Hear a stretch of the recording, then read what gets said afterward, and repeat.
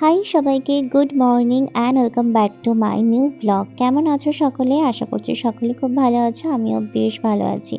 আজকে সকালটা একেবারে গরম গরম এক কাপ দুধ চা দিয়ে শুরু করলাম।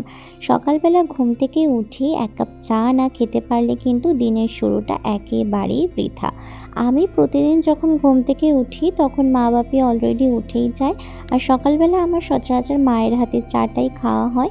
তবে যেদিন আমার উঠতে একটু বেশি লেট হয়ে যায় সেদিনকার নিজেকেই চা করে খেতে হয়। চাটা খেয়ে একটু বাইরের দিকে আসলাম গাছগুলোকে দেখবার জন্য। প্রতিদিন সকালবেলা ঘুম থেকে উঠলেই গাছগুলোকে দেখলে মনটা এক্কেবারে ভালো হয়ে যায়।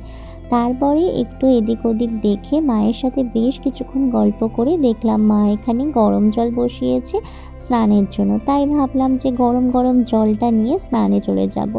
আর এই শীতের সময় উনুনের ধারে বসে থাকতে কিন্তু ভীষণ ভালো লাগে।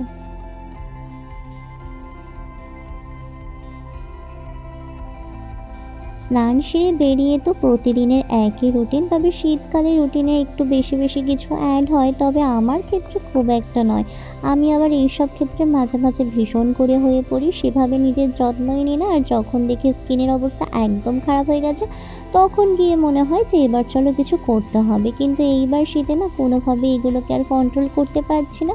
তাই গাদা গাদা তো ক্রিম মেখে নিচ্ছি, তবে কিছুতেই কিছু হচ্ছে বলে আমার মনে হচ্ছে না। তবে আমি যত যাই হয়ে যাক সানস্ক্রিনটা কিন্তু কখনোই বাদ দিচ্ছি না।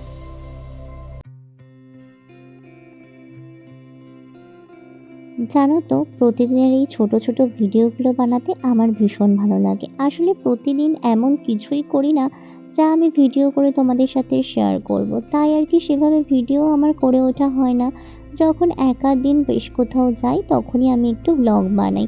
তবে এই কদিন ভীষণ আমার সারা দিন যা করছি সেই ভিডিওগুলো বানাতে ভীষণ ভালো লাগছে। আর আমার জন্য তো একটা বদ অভ্যেস আছে, সেটা হলো আমার স্নান করে উঠেই কিছু না কিছু খেতে ইচ্ছে করে।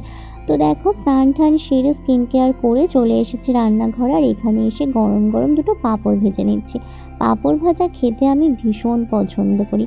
তারপরে মা একটু চিকেন বানিয়েছিল, আর সেই চিকেনটাই মা বললো একটু গরম করতে, তাই আমি একটু গরম করে নিচ্ছি আর কি।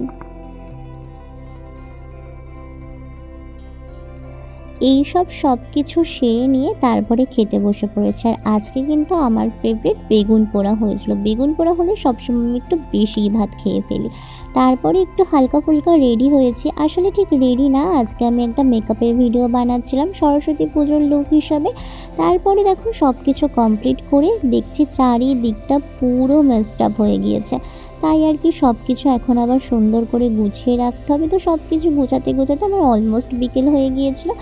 তাই বিকেলবেলা একটু বেরিয়ে পড়লাম নিজেদের মতো সময় কাটাবো বলে। তো কোথায় যাব ভাবতে ভাবতে ওই যে পছন্দের একখানা জায়গা আছে চায়ের বাড়ি, তাই সেখানেই চলে আসলাম।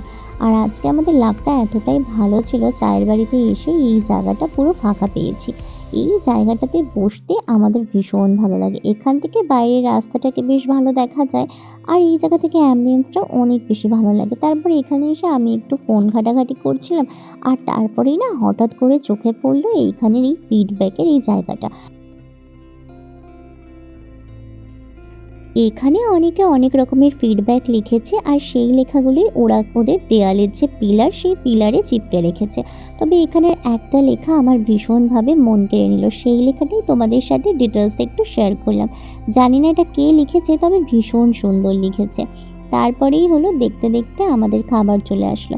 আর চায়ের বাড়ির নাগেটসটা যারা ট্রাই করেছো তারা তো জানোই, আর যারা ট্রাই করোনি তারা একবার ট্রাই করতে পারো, ভীষণ ভালো টেস্ট হয়। গরম গরম এক কাপ চা সাথে নাগেটস, সব কিছু মিলিয়ে সন্ধেটা একদম জমে গিয়েছিল।